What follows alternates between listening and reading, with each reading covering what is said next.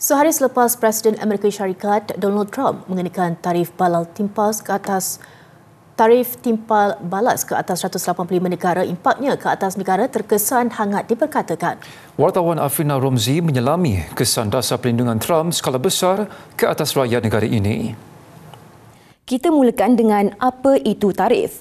Ia tidak dikenakan kepada pengguna secara langsung, tetapi ia lazimnya menyebabkan harga barangan import dari negara terkesan meningkat. Contohnya dengan tarif 24% ke atas Malaysia, pengguna Amerika Syarikat dijangka membayar harga lebih tinggi untuk produk yang dieksport dari sini. Namun mengapa Washington mengenakan tarif timbal balas dan merelakan rakyatnya membayar harga lebih tinggi sebegitu?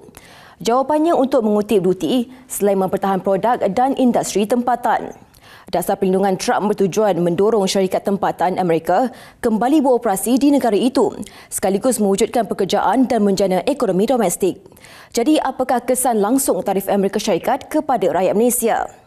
Keputusan Putrajaya tidak mengenakan tarif balas bermakna secara umum harga barangan import Amerika Syarikat tidak terkesan. Bagaimanapun, tarif itu memberi tekanan kepada pengekspor Malaysia untuk menembusi maupun kekal berdaya saing dalam pasaran Amerika Syarikat. Selain itu, nilai ringgit dan mata wang negara lain turut diunjur tertekan seketika dalam berdepan sentimen lemah pelabur. Meskipun demikian, dari sudut makro, penganalisis menjangka ekonomi Malaysia tetap berupaya menjana pertumbuhan kukuh.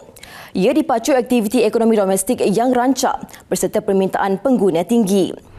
Yang menjadi kebimbangan segera ialah risiko rakan dagang seperti Kesatuan Eropah dan China bertindak balas terhadap Amerika Syarikat. Jika berlaku perang dagang sedemikian, Malaysia tentunya mengatur strategi untuk berdepan tempiasnya. Afrina Romzi, TV3.